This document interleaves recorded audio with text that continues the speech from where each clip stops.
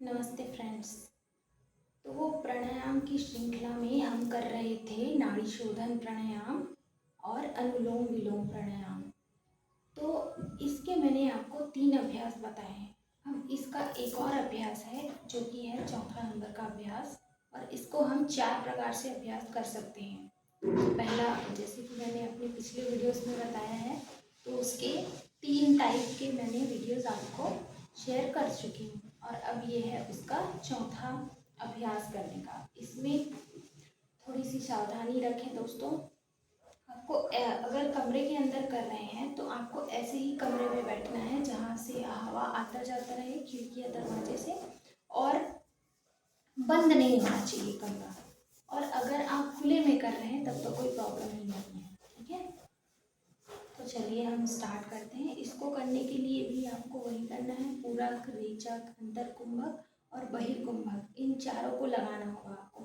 पूरक मतलब होता है सांस लेना, अंतर कुंभक मतलब होता है सांस को रोक के रखना अपने अंदर ही, और रेचक रेचक मतलब होता है सांस को छोड़ देना, और बहिर्कुंभक का मतलब होता है सांस को बाहर ही छोड़े रखना, मतलब थोड़ा देर के लिए होल्ड करना छोड़ करके, उसको बहिर्कुंभक कहते हैं।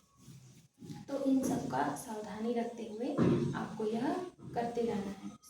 इसके मतलब अनुपात में किया जाता है इसको सांसें, जैसे कि 1:2, 2:4। मतलब कि अगर आप 5 की गिनती तक सांस को ले रहे हैं तो 5 की गिनती तक सांस को लें, फिर उससे डबल यानी कि 10 की गिनती तक आपको सांस को रोक के रखना है, ये अंतर कुंभक हुआ। फिर उससे दुगना समय लेना है आपको, ज़्यादा समय लेना है छोड़ने में यानी रेचक क्रिया में, और उससे थोड़ा सा ज़्यादा समय और होल्ड करना है, उससे दुगना समय बहिर्कुंभक करने में। तो ऐसा अभ्यास करना है इसको। इसके दोस्तों बहुत सारे फायदे हैं। ये आपके लंग्स में जो कैपेसिटी होती है सांस को रोक करके रखने की, हवा को ज़्यादा से ज़्यादा देर तक के होल्ड करने की, अपने अंदर उस क्षमता को बढ़ाता है, और आपके लंग्स के चारों तरफ मतलब अंदर की जो दीवारें हैं उसमें जो सांस भरती है उसको ओपन करता है सारे, जिससे आपके शरीर में ऑक्सीजन का प्रवाह अच्छे से हो सके, उसकी गति तीव्र हो सके। तो हम शुरू करते हैं अभ्यास को। आप मेरे साथ प्रतिदिन आप मेरे साथ अभ्यास कर सकते हैं। तो उसके लिए आपको इसी प्रकार से सुखासन में बैठ जाना है, या फिर इस प्रकार के आसन में बैठ जाना है जिसमें आपके पैर ऐसे मूलाधार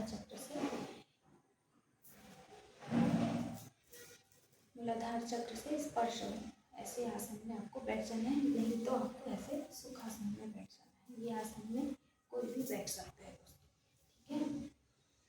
उसके बाद हम अभ्यास शुरू करते हैं। तो आपको एक हाथ को अपने घुटने पे रखना है, और दाहिने हाथ से आपको दाहिने नाक को बंद करना है। हमेशा स्टार्ट करेंगे जो सांस लेने की जो क्रिया है उसको हमेशा आपको दाहिने नाक से ही स्टार्ट करना है, और उसके बाद बाएं नाक से दाएं नाक को बंद करना है और बाएं नाक से स्टार्ट करना है हमेशा आपको सांसों को अपनी। तो बाएं नाक से सांस लेना है और दाएं नाक से सांस को छोड़ना है।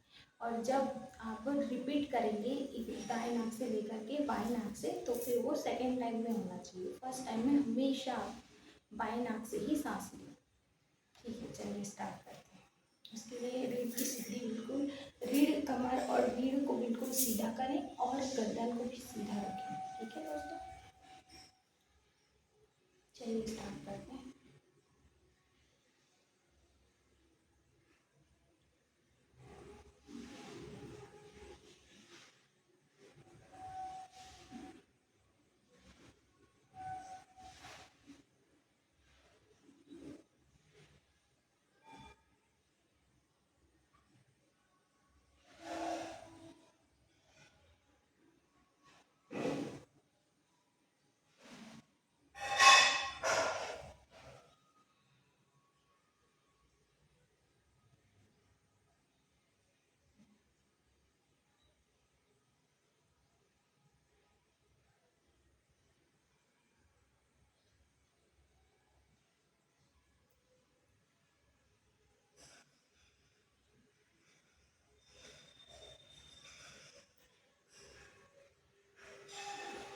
दूसरे साइड से करेंगे।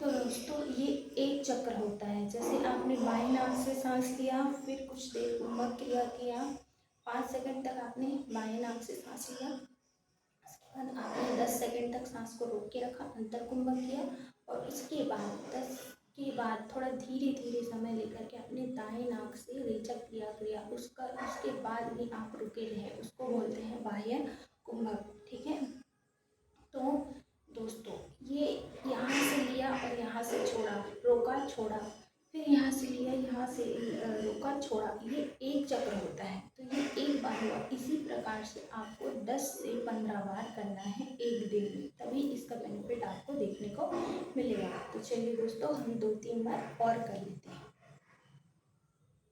फिर हम दूसरे हाथ के साथ में अभ्यास करेंगे। 5 बार इस हाथ से कर लेते हैं और 5 बार इस हाथ से कर लेते हैं।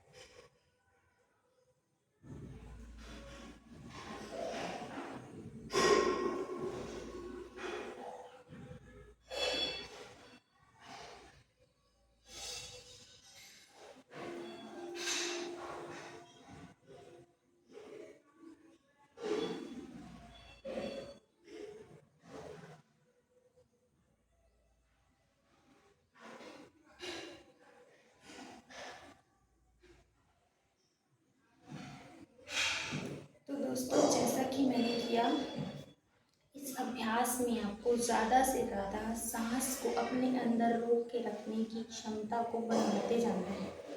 जैसा कि अभी मैंने 5 सेकंड तक सांस को लिया, तो जितना मैं 5 सेकंड में सांस को भर सकती हूँ उतना भरा मैंने। फिर अपने अंदर सांस को जाते ही एक्सपेंड किया थोड़ा सा चेस्ट को, मतलब जिसमें मतलब हमारे अंदर जो लंग्स है उसमें मैंने सांसों को एक्सपेंड किया, उसको अंदर तक की जाने दिया।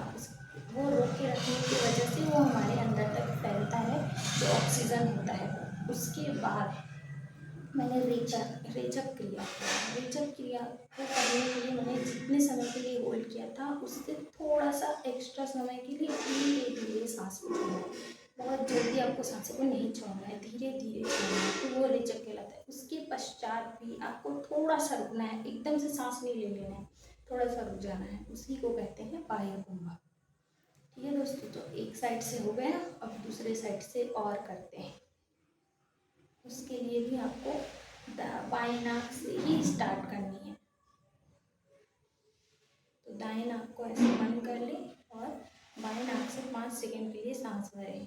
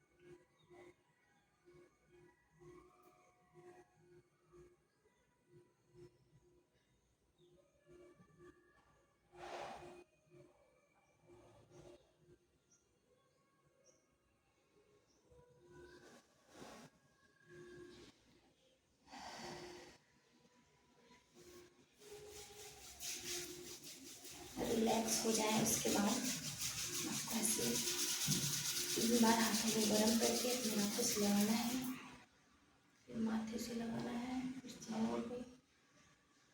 इस प्रकार पूरे हाथ को गर्म करके, इस प्रकार पूरे हाथ को गर्म करके आपको आपके हाथों से, माथे से और चेहरे पे लगाना है। इस गर्माहट को, इसके भी बहुत फायदे हैं दोस्तों। चेहरे पे निखार आता है। और इस प्रकार इसके चौथे अभ्यास को आपको इसी प्रकार करना है और इसको करते समय सावधानी रखें दोस्तों। ये जब आप सांस को रोकते हैं तब आपका जो मस्तिष्क है वो थोड़ा सा घूमने जैसा हो जाता है।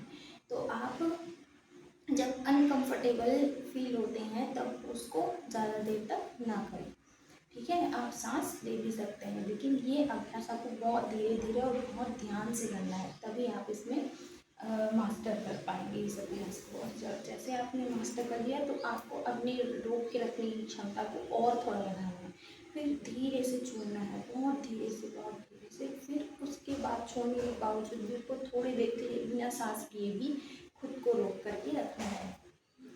तो दोस्तों ये था नाड़ी शोधन अनुलोम विलोम प्राणायाम के 4 प्रकार के अभ्यास, ठीक है दोस्तों। अब हम अगले वीडियो में बनाएंगे एक दूसरे टाइप के प्राणायाम के बारे में बात करेंगे, ठीक है दोस्तों। नमस्कार। और आगे की और अच्छे टिप्स के लिए आप मेरे चैनल को सब्सक्राइब कीजिए।